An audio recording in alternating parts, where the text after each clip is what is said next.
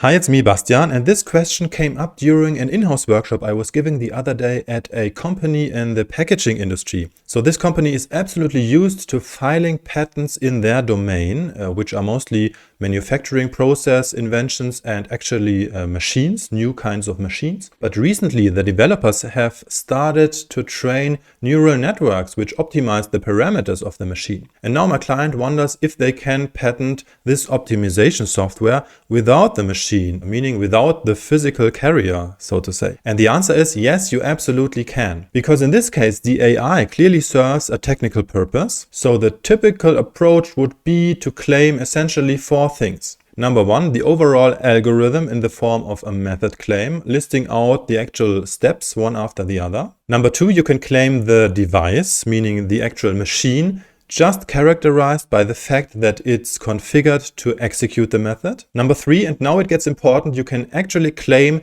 the AI algorithm directly, at least in Europe, where we have a special computer program claim.